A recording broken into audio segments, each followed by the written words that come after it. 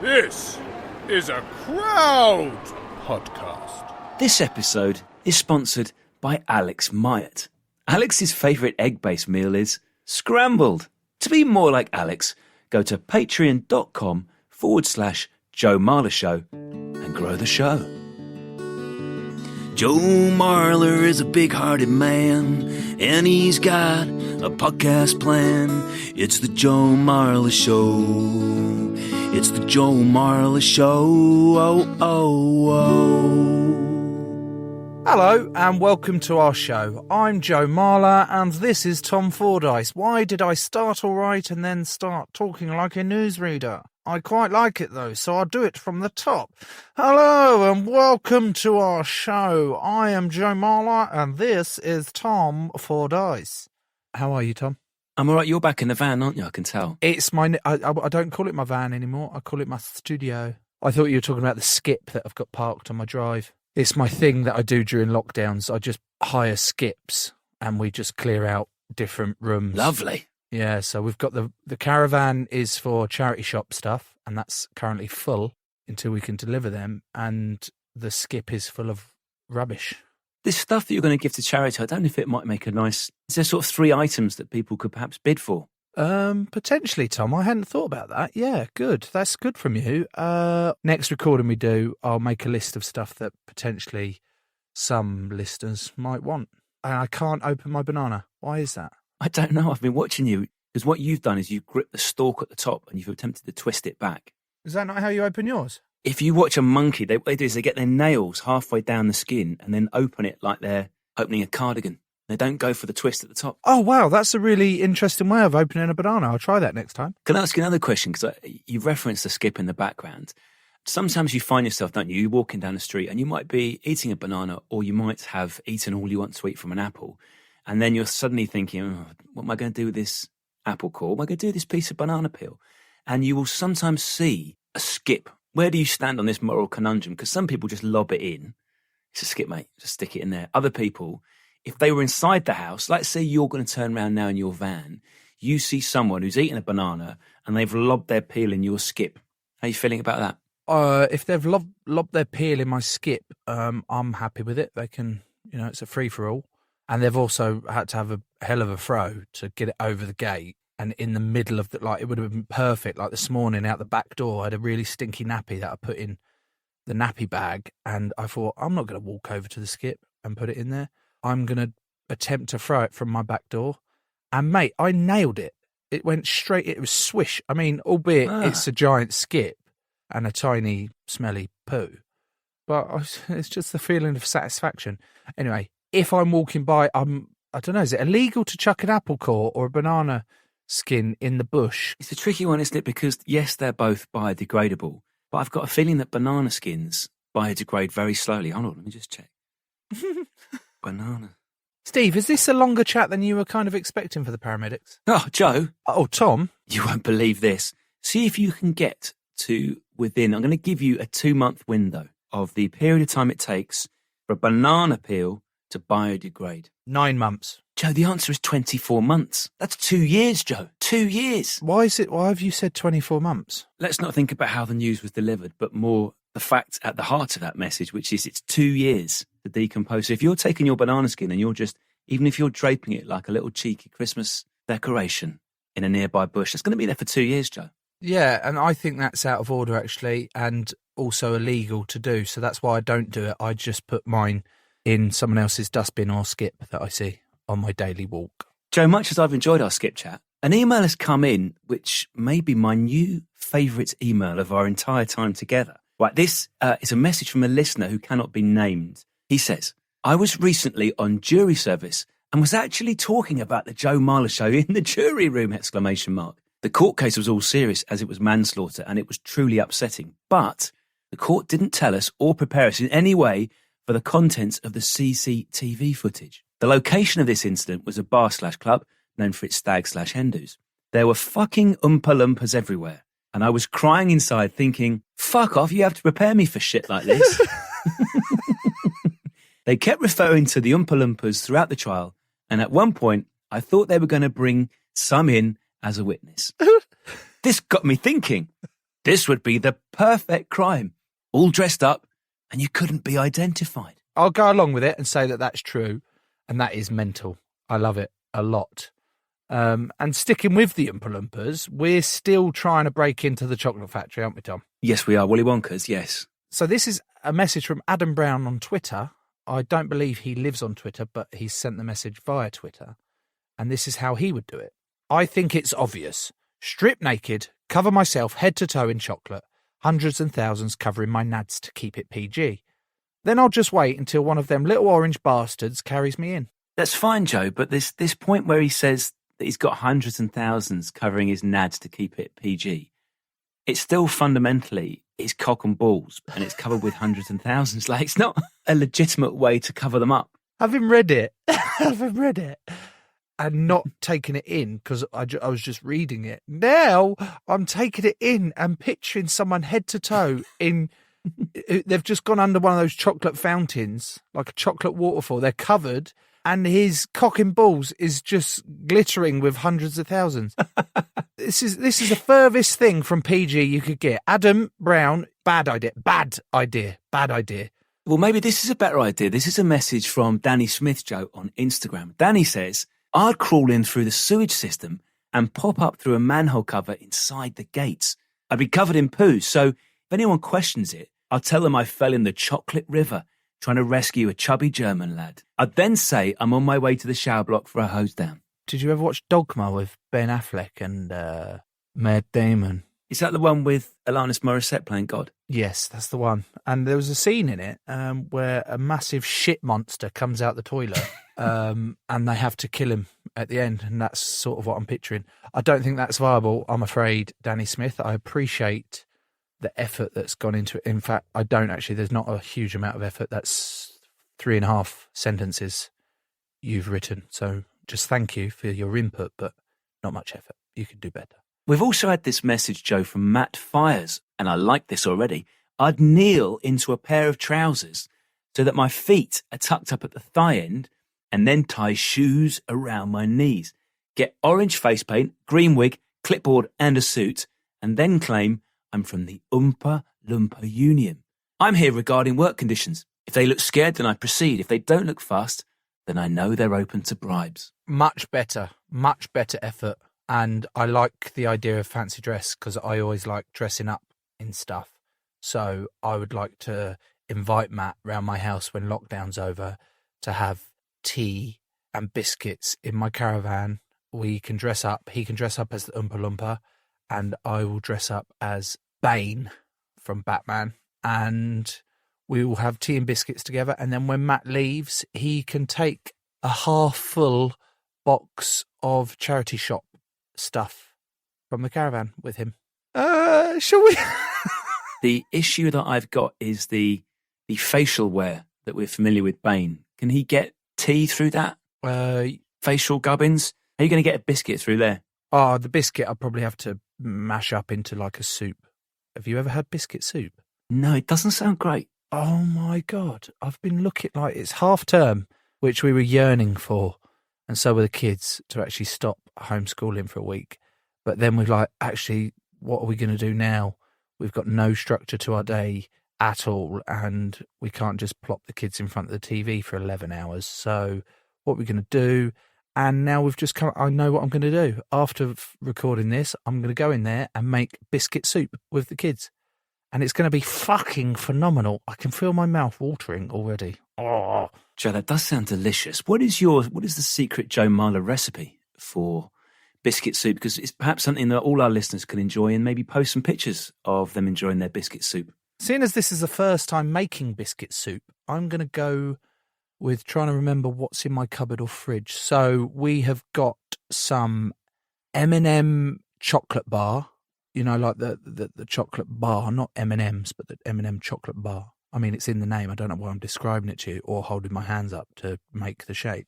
We've got some Malteser chocolate bar in there as well. Not technically biscuits, I know, but I'm getting onto that. I've got some shortbread fingers.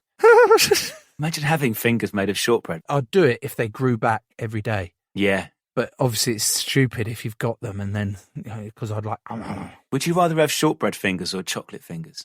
Shortbread, I think they're more practical. Could you bind at the scrum with chocolate fingers? You'd need a cold day. I would tuck them into my opposition's just side waistband of it and hope that they stay.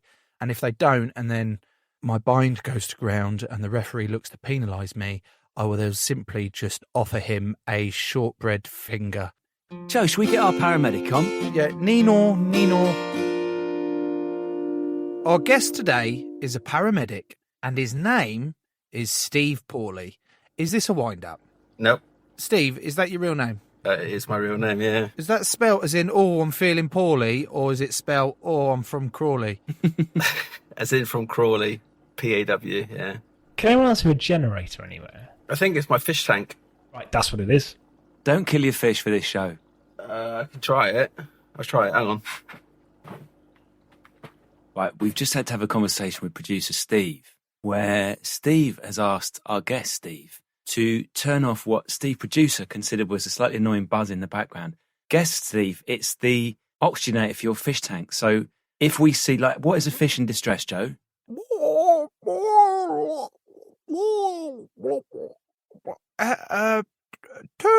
Turn the tank back on, please. Turn. I don't know why they're Irish fest. I always go to Ireland. Turn the tank back on now, man. I don't know why I'm gone pirate as well. Yeah, fish are going to be more like pirates.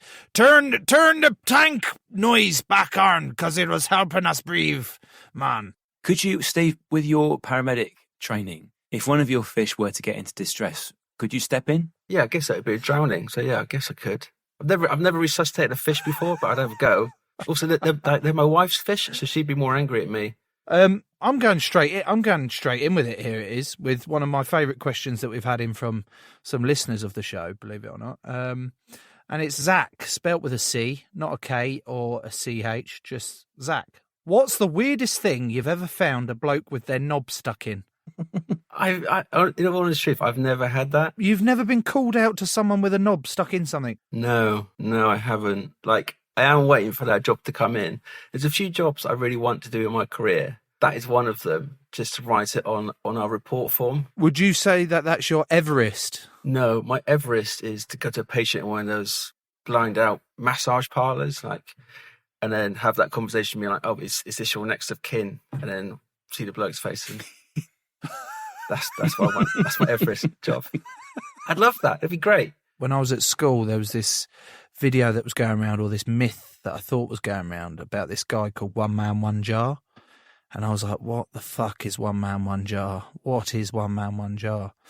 And me and a couple of mates finally managed to get hold of this video. And it was a man a faceless man. You don't see his face.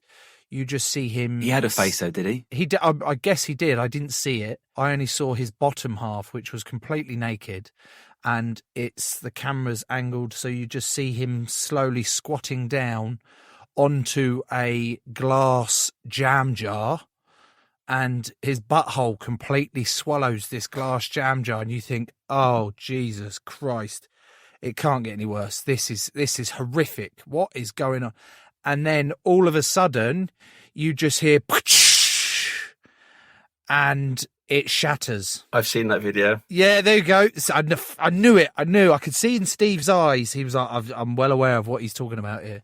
And it is horrific, mate. Imagine being that guy. Tom, what are you saying if you're ringing up the paramedic going, ring, ring, ring, ring. Hello, Mr. Fordyce. How can I help you? What seems to be the problem?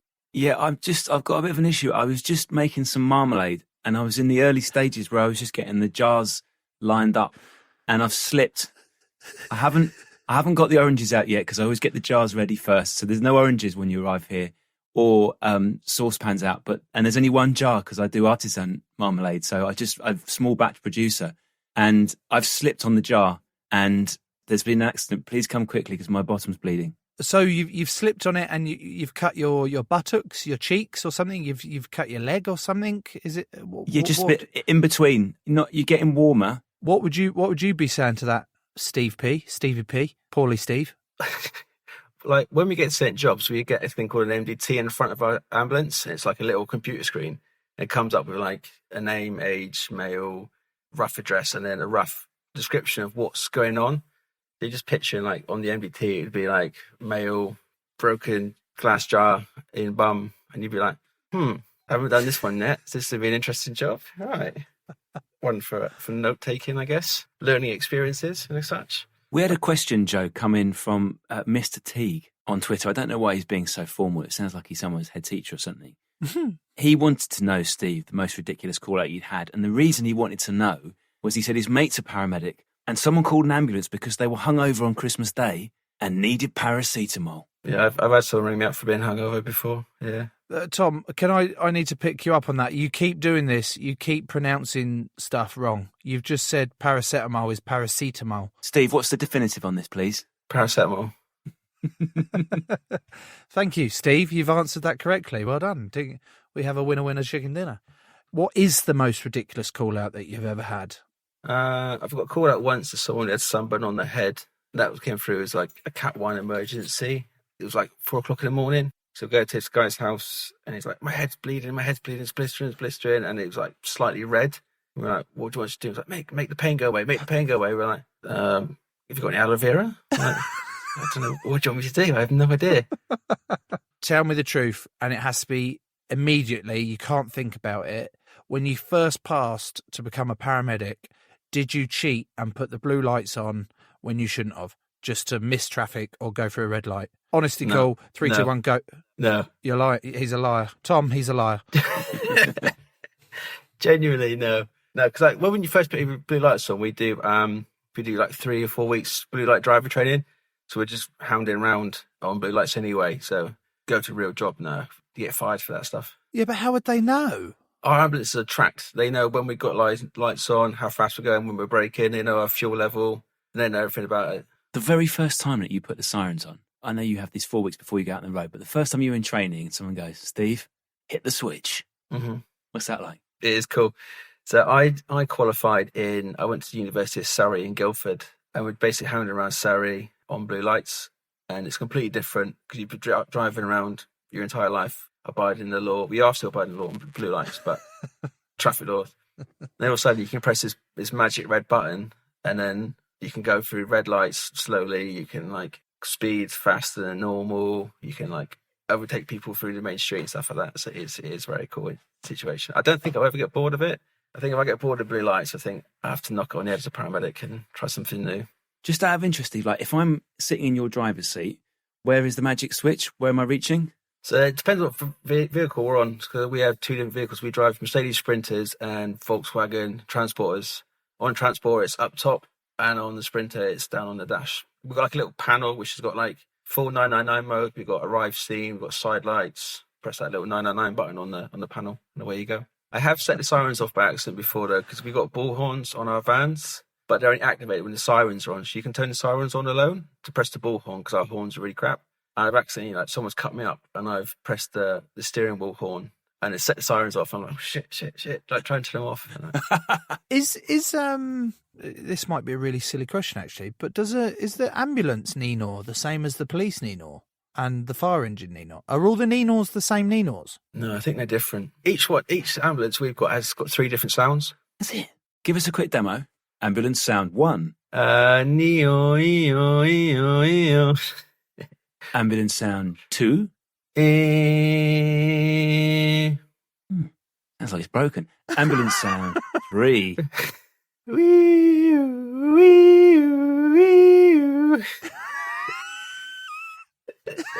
Steve, you've not really committed to them.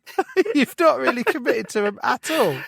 Each of them do different things. Like the 2-tone one is when you're going on a straight road, it projects the sound further. The second one is like if you're going through cities, it spreads out wider. And the third one, I don't know what the third one's for actually. I don't know. That's the shittest one anyway. You don't need to know. Joe, I'm going to say to you ambulance sound 4, and I would like you to come up with a better sound for an ambulance, okay? Yep. And Joe, what's number 4? What's ambulance sound number 4? Get out of the way. We need to get somewhere really quickly. Move out of the way, because there's always this. This isn't this. That was it. Now I'm not still going. This isn't part of the NINOR still. Because there's always those drivers that don't get out of the way. that you're like, mate, are you having a laugh? There's a fucking ambulance. Like, why can't you see it? Get out of the way. Or the other drivers that piss me off are the ones that get out the way really quickly, but then go straight up your ass to be like, I'm going to get wherever he's going really quickly and take advantage of this. And I'm like, you motherfuckers. People follow you. It really pisses me off, especially if you're going. Because I live in Bristol, and like we have to drive through the centre of Bristol and rush out traffic. People will sneak in behind you and try and get through traffic. So we normally just slam on the anchors and tell them to stop following us. Other times, people just stop. You see an ambulance and they just stop, and that's really annoying as well. How fast are you allowed to go, Steve? Like, let's say we're in a 30. By the guidelines on South Western Ambulance Service, we're allowed to go speed limit plus 50%. So hang on, I'm trying to work that one out. So if you're on an A road, you're going 60 plus 30, so it's 90. You can go 90 on an A road. Is that right? That's punchy. Yeah. And if you're on a motorway, 105. 105. But does that make you an amazing driver, Steve? Like, your ambulance driving skills, can they sort of be transferred into your Steve P personal life? Yeah, I guess so. Like we do 4 weeks blue light driving, convoy driving, we do 4x4, and we do all-terrain vehicle driving as well in the future. Sorry, my dog's in the background yapping. Sorry. It's the dog. The dog is probably yapping because it's seen some fish floating to the surface of your tank. Oh, and it's fancied a little bit of tea. I hope not. Steve, the fish have drowned, and fish can't drown, can they? Do fish drown? I don't know. It oxygenates the air, doesn't it? So if they haven't got any oxygen, then I don't know. They suffocate. So anyway, we've gone very much off task. Steve, why did you become a paramedic then? If it wasn't because of your name, and it wasn't because you wanted to cheat at the blue lights and just get places really quickly, what made you want to go, right, I want to be a paramedic? Originally, I wanted to be a fisherman like my dad, and my dad actually fired me from his fishing boat. As he said I was too intelligent and he wanted me to do more, so he fired me.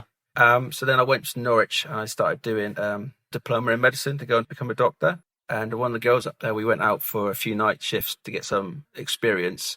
And we went to car crashes, went to full-on bar fights, like people being thrown all over the shop. And I was like, right, this is what I want to do. And so I changed to paramedics, and I haven't done a night like that since. Is there any beef between paramedics and doctors and nurses and that lot? Because, like, what do you say to those that say, well, you're just a glorified taxi driver? That is, do not shoot the messenger. It's purely asking the question that, well, you're just the guys that go and pick them up and then bring them to the hospital for the real doctors to work on them. What do you say to that? Sometimes I am just purely a taxi driver to take somewhere, and other times you've got to work pretty hard to make sure they do get to hospital in a reasonable state. I think nurses, they get smashed at the hospital. Doctors are getting slammed in the hospital as well. We're getting slammed on the road. We're all in it together. As much as a cliche as that sounds, like, we are a team. Do you, right, we're going to get into some serious stuff as well, Steve, because you see some things that Joe and I have never seen. But have you got, in the same way as we talk about a doctor having a certain bedside manner, as a paramedic, let's say, for example, Joe has, I've called an ambulance for Joe because he's been making marmalade and he's slipped and he's cut his arm badly. So Joe is sitting on the floor he thinks his rugby career's over because his lovely fingertip passing might be at risk. I've called you, you're knocking at the door, you run into Joe. What are you saying? All right, guys, how's it going? I'm Steve with the ambulance service. Why are we here? What's going on? My arm! What do you mean? What's going on? You can't see?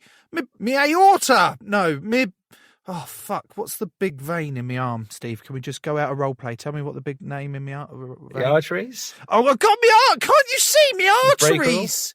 My breaker rule is split. Do something about it. Well, if you split your brachial artery, you'd be bleeding out quite quickly, so you'd have to probably put a tourniquet on. So that's quite a serious incident. But if you just cut your arm back, I'd have to put pressure on. I'd have to squeeze into your arm, try and stop the bleeding that way, and then put a tourniquet on, tighten it up, stop the bleeding, and reassure you, give you some pain relief. Give me the morphine. Where's the morphine? I want the morphine. Give me some Oromorph. You got any Oromorph? Well, we do have Oromorph, yeah. Yeah, give me some of that. Have you got any allergies or anything, Joe? Yeah, I'm allergic to marmalade glasses. That's what's cut my arm, you donut. We have to take your blood pressure because we can't give morphine if your blood pressure is below 90. Oh, but it hurts.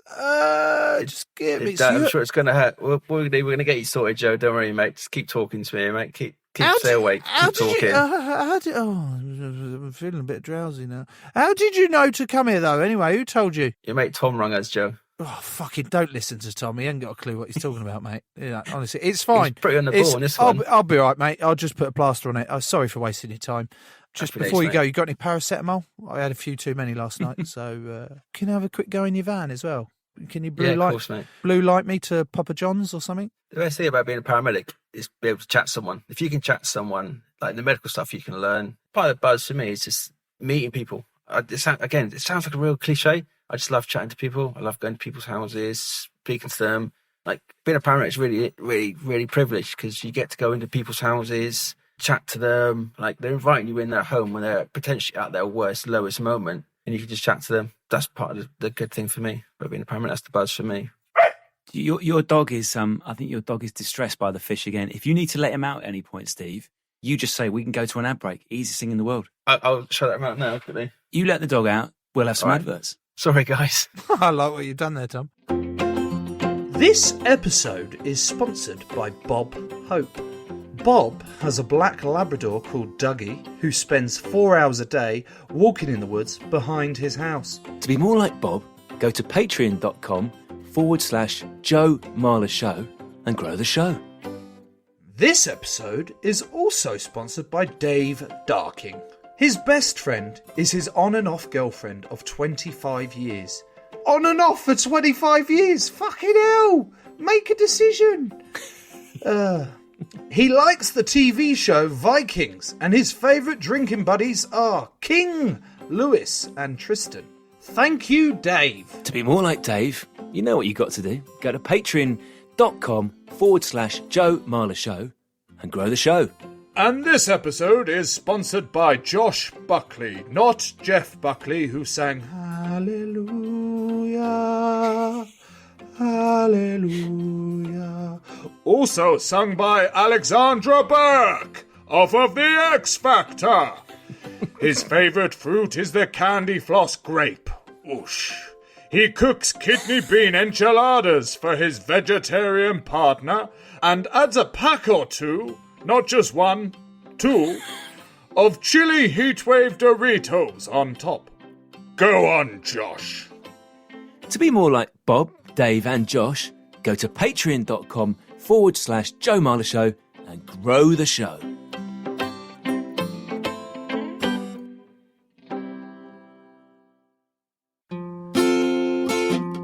Steve, what's your dog called? Quinn. Quinn. Yeah. Brilliant. What a name. Here we go. Are there certain nights of the year, Steve? Like we always assume that maybe like New Year's Eve is going to be busy for you and stuff like that. But what about other nights of the year? What are the peak nights for paramedics?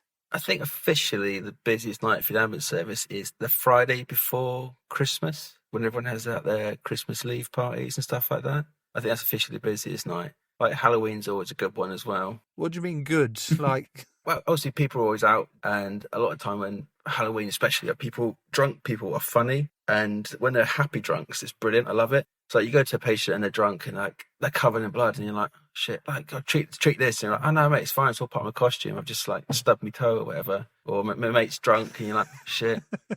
Like I've got these nightclubs before on Halloween, and like there's been werewolves and vampires and like zombies and mummies all in the nightclub, and you're like, right, who's actually the patient here? Come on. I've had to ring someone's mum a couple of times when they've been drunk to come get them. How old was this person? 22, 23, something like that. Oh, his mum gave him a beating. Oh, it's hilarious. Did she? oh. Yeah, she probably like grabbed him by the ear, literally by the ear, picked him up, smacked round the head and threw him in the back of the car. And I thought, shit, all right, fair one. What's your go-to meal deal or place of worship when it comes to the fast food industry? Meal deals Boots meal deals are the best, in my opinion. Really? The Boots meal deal is really good. What would you go for in that? Probably like a chicken club, maybe one of those branded fruit smoothies. When do you get the chance to eat those, Steve? Because I imagine you're quite busy, like you're zooming around, and it probably wouldn't go down that well if your left hand is tying a tourniquet around Joe's severed artery, and your right hand is gripping a The right hand is grip on a chicken club from Boots. Well, we on a 12-hour shift, we get 2 30-minute breaks. But generally, sandwiches, you pick up a patient, you take him into hospital, and then you have handover, then you get a coffee at the end. So you might have a bite of sandwich then on the way to a job. We're pretty resilient, to be fair. Like you sat around the crew room and you're eating your lunch. It could be whatever it is, and people are telling you stories, and you're just like, oh right, yeah, fair one. And it could be like hoarders who've been like pooing in buckets for months and months. And they're sat there eating your stew. You're like, oh right, yeah, fair one. Yeah, right, yeah. Pretty resilient for it, to be fair. What do you mean? Hang on. You just dropped in. You'd be sat round. Where would you be sat round? Like the staff room or In something? the crew room. Yeah, basically the crew room, yeah, staff room. Have you just made that up, or someone's gone, yeah, I've just been to a hoarder's house who shits in a bucket for the last 8 years? Yeah, one of the guys on my team. So like there was rubbish, papers everywhere. There was like pots and pans which were full of urine and feces all over the shop. And then we're sat there having our lunch, and he's like, yeah, it was horrible.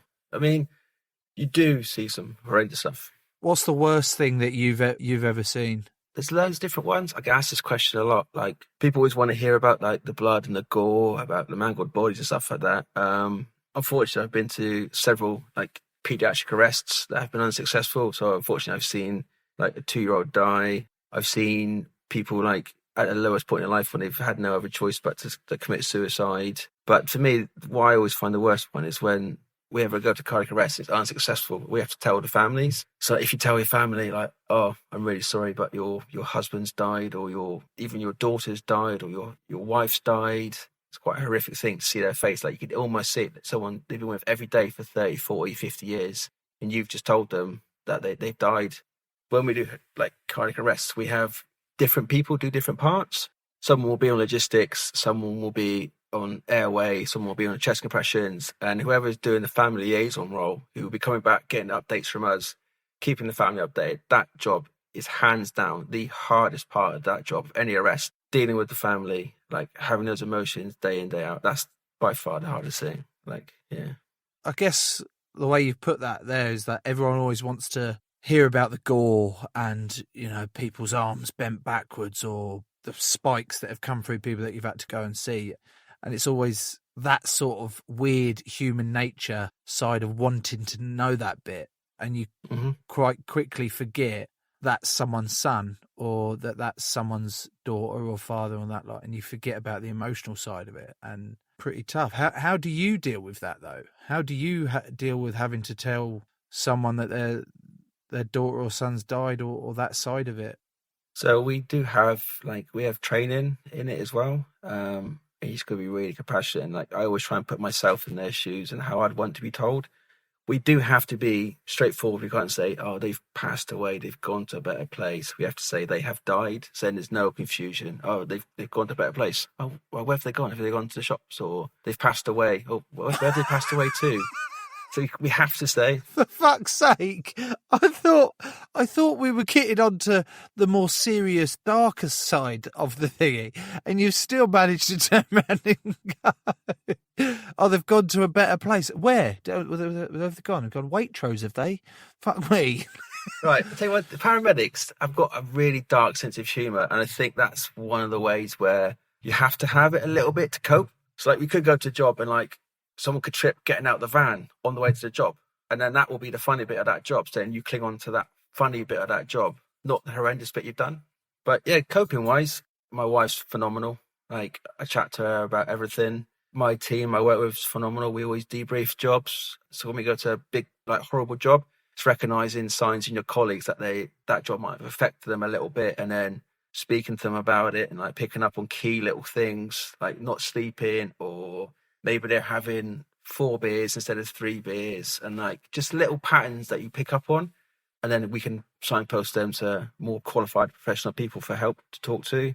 And it's all about the stigma of what you guys were saying in your previous shows, it's okay to not be okay. We don't have to be big and brave all the time. We can say, oh, actually that job pretty messed me up. I need to have a chat with someone about it. And that's the right thing to do. Don't try and plod along and be big and tough about it and be like, oh yeah, I've got to do this because I'm wearing a green uniform. That's all bollocks. If you're feeling affected by something, then tell someone. Because my wife, she listens to me all the time. Some of the jobs, she'll nitpick about, even though she's not medical, and every time she'll just sit there and listen because she knows it was quite a serious job for me. What's been the toughest period for you, Steve? What's been either the single toughest night that you had, or something you saw that tested you the most? It was my first ever paediatric cardiac arrest I went to, and it was unsuccessful, and the whole job was an absolute shit show. And years ago, I used to smoke. And so me and my crewmate, we were about 2 hours late off for this job. We've just seen, I think she was 3 or 4, this little girl die. So I went to the local Tesco's, and I was standing in the queue in Tesco's, and I was like, can I just have a packet of 10 cigarettes, please? And the cashier was like, you have to tell us what brand you want. I was like, I don't care, I just want the cheapest cigarettes and just a box of matches. And then a guy behind me tapped me on the shoulder and was like, they're bad for you. Someone in your position should know better. And I was like, brilliant. Thanks, sir. Thanks very much. Thank you. I just want to say, look, mate, you have no idea what I've just fucking been through. I wanted a cigarette and just piss off. But because I'm in my uniform, I'm in a public place and I'm buying cigarettes, you have to be polite and be like, yeah, thank you. Like, bite your tongue. And so that's quite difficult to remain professional. If you're in that situation again, Steve, I would really, really like to see you get all 10 cigarettes lined up in your mouth straight away, light them all, big drag, and then just go, fuck off. And then, and then walk away. Worst part, I had that cigarette and I felt sick afterwards. I hadn't smoked for about 6 years before that. So it was awful. I just felt sick then. It was horrible.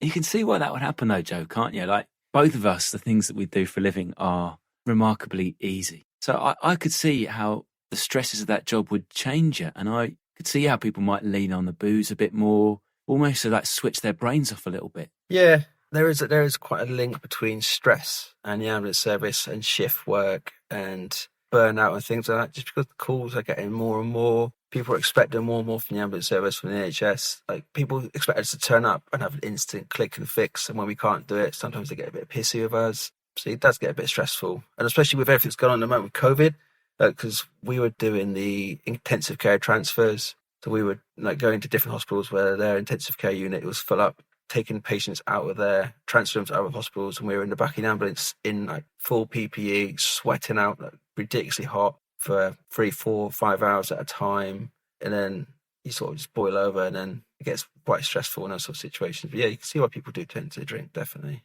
Yeah. So Steve, you've touched on COVID times there.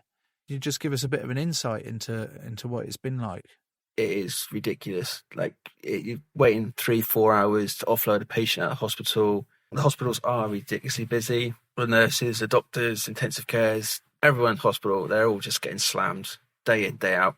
The ambulance service is getting slammed day in, day out. We're trying to do as much as we can for everyone. And it does get difficult, and it does get a bit disheartening when you finish a really long day, you've seen so many patients, and then like you go to Sainsbury's, pick up a pint of milk, there's people walking around without a mask on. It's just like, mate, just put a mask on. I've just transferred someone for 4 hours intensive care, like a 40-year-old who's been intubated because of COVID, and you won't wear a fucking mask. Just put a mask on. What's the drama with that? And you get people like the naysayers who say it's all fake, and you're just like, I haven't got the energy to argue with you. I'm too tired. Also stressful as well, because I've got 2 young kids. I've got a 5-year-old and a 3-year-old. And I was paranoid I was going to bring it home and give it to them. Like, that's the worst part for me, was just the thought I could potentially bring it home and like make my kids sick from doing my work. What about the point, Steve? So I find the idea that you've got to tell someone that their child has died, I find that unimaginable. What about the other side of the coin, where someone thinks a loved one is slipping away and you rock up, and because your training and your skills and the work you're doing with your colleague, you manage to, I was going to say bring them back from the dead, but you know what I mean? You manage to save their life. How does that feel? I always like jobs where you can see your effects helping. Like, someone who's diabetic, if they're having a hypo, you can give them some glucose and you can see them come round. That's really nice. I went to someone the other day who's accidentally was taking like 40 times too much insulin. Why did he take 40 times too much insulin? His wife gave him the wrong one. So his wife gave him his daytime insulin instead of his nighttime insulin. How do you know she wasn't doing a Sharon from EastEnders who's been slowly killing off Ian Beale, and you've rumbled her? He was fine. He was sat there being like, all right, fellas, how's it going? Sorry to call you out. She was going absolutely banzai. She's like, I've killed my husband. He's going to die. What do I do? What do I do? And I'm like, that's okay. Like, right, sir, are you okay? Yeah, fine. Right, you sit down. Like, Karen, eat, drinking your glass of Coke. We'll sort this out. Like, calm her down and then make sure she was all right. Sometimes it's not about the patient. Sometimes it's more about the family. What's the goriest or the worst thing you've ever seen where the patients survived? So it's not like dark, but like thing, because I remember watching Afterlife, and this lady, she was in the paper. Ricky Gervais come around to see her because she's in the paper because she'd had a metal spike go through her and it missed her liver or thing. It said if it was an inch closer to her inside, she'd have died. That was part of the story. Mm-hmm.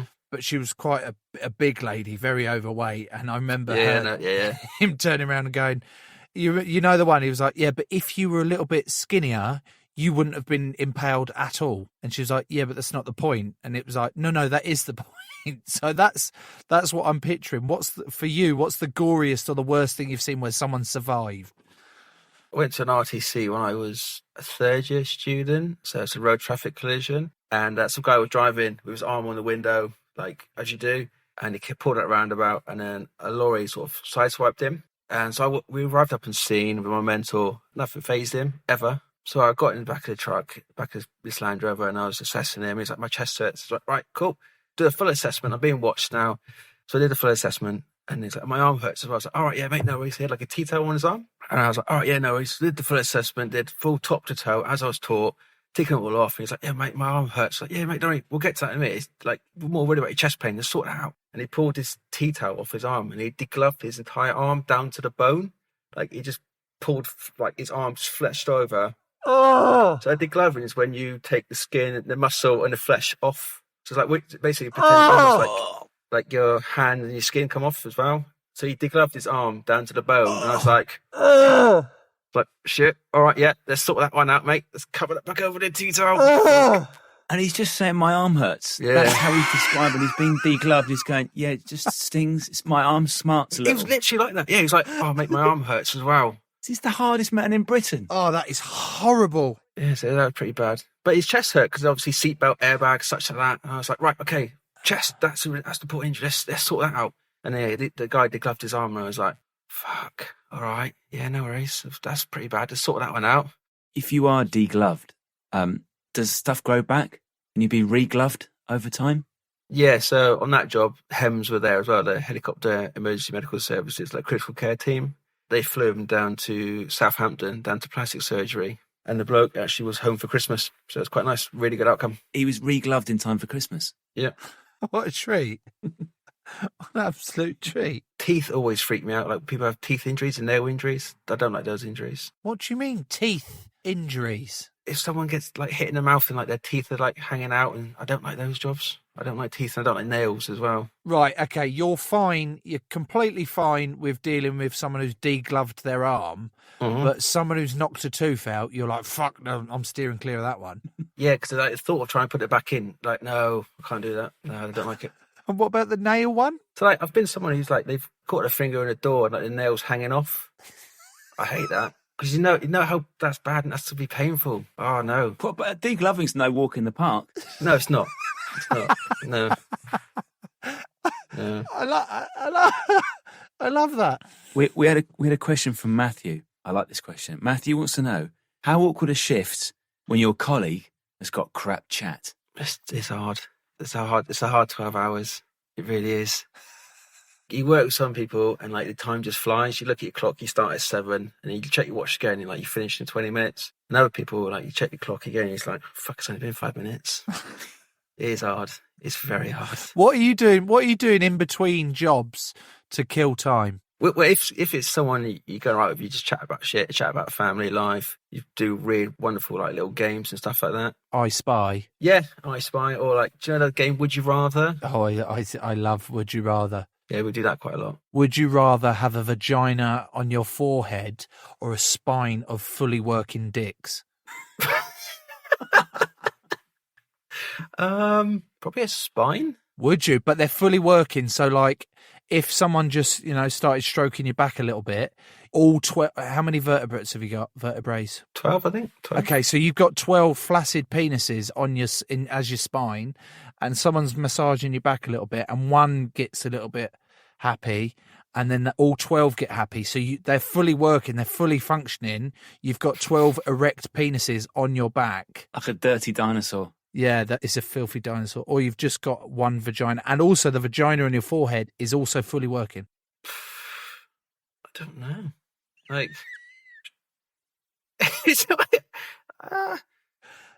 The thoughts. I'd probably still have to go. I'd have to go at the back. Honestly, I'd have to go at the back. So what about you two? I'm worried about the comfort of having 12 penises on my back. Like, if you're doing your 10, 12-hour shift, Steve, and you're driving about, that's a lot of squash back penis. That is true, yeah. That is true. Yeah. Thing is, the vagina on the forehead thing, like in your case, Steve, where you, as you said, a lot of your skill of your job is your chat, is your bedside manner. You go around with a vagina on your head, straight away the conversation is flowing. I know, but like, it'd be hard to do an assessment, like trying to do a serious assessment, and I've got a vagina on my forehead. How am I supposed to do a proper assessment? Like, so, all right, okay, so tell me about your chest pain. Oh, or can you imagine telling someone that their mum's died and you've got a vagina on your forehead? Yeah, but you got 12 dicks on your back. Yeah, but you've got a coat on. You've got a coat on, haven't you? Why are we talking about this?